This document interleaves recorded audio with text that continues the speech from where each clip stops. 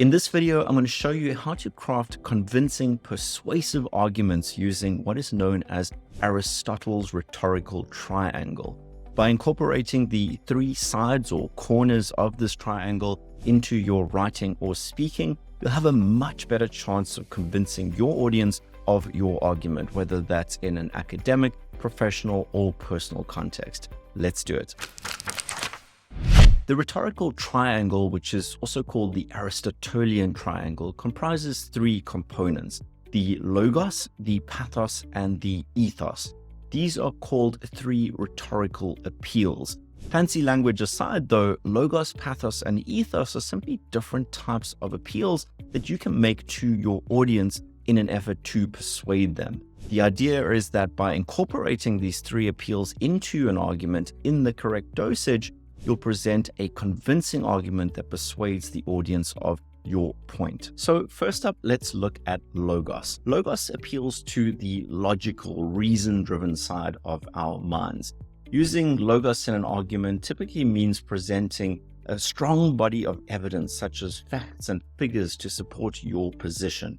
This evidence would then be accompanied by sound logic and well-articulated reasoning that's difficult to dispute.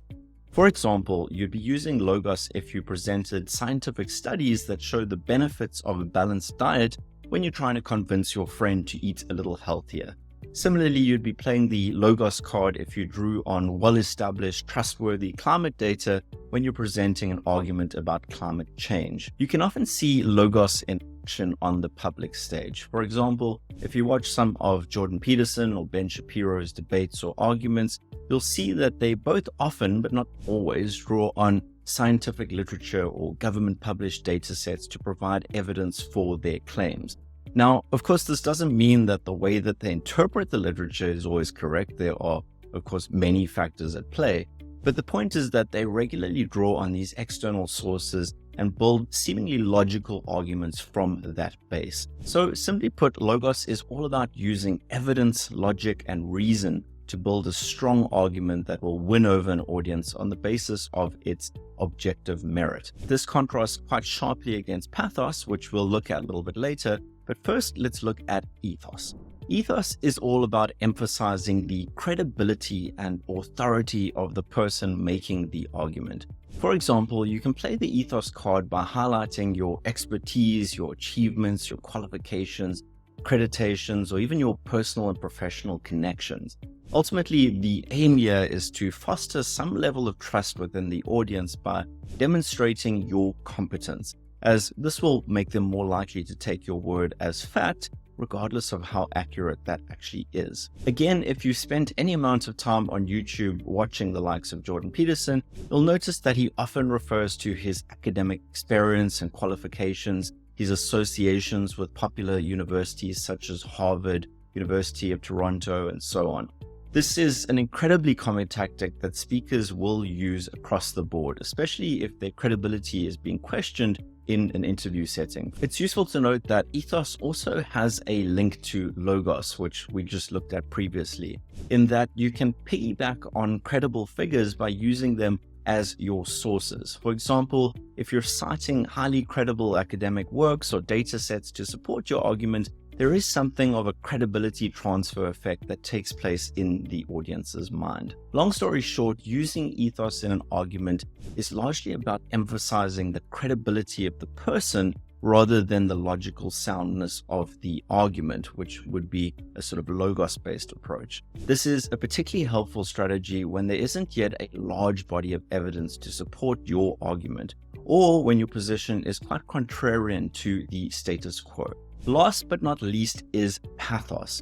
Where logos and ethos appeal to the more logical side of us, pathos appeals to the softer, mushy side of us humans. Specifically, it focuses on evoking feelings and emotions in the audience. So when you use pathos in an argument, the aim is really to cultivate some feeling of connection in the audience, either towards yourself or to the point that you're trying to make. In practical terms, pathos often uses storytelling, vivid language, and personal anecdotes to tap into the audience's emotions. Again, you can see this tactic being used by authors and speakers all the time. They're almost always sharing a story about something that happened to them, and that story carries a lot of emotional weight that supports the core argument at hand. Most commonly, you can spot ethos being used by politicians on the campaign trail or social activists rallying for some sort of meaningful cause.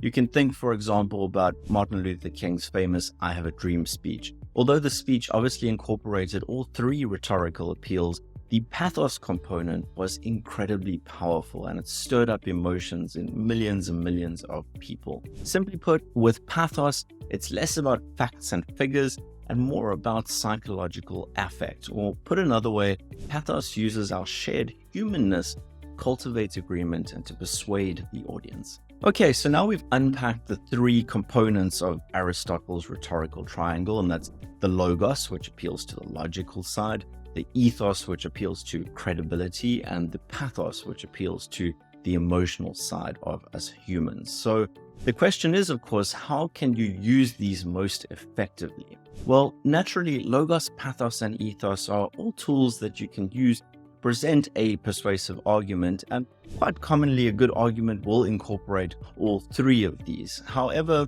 how much you use each one of them needs to be informed by careful consideration of who your audience is and what message you're trying to convey to them. For example, if you're writing a research paper for a largely scientific audience, you're likely going to lean more heavily on the logos.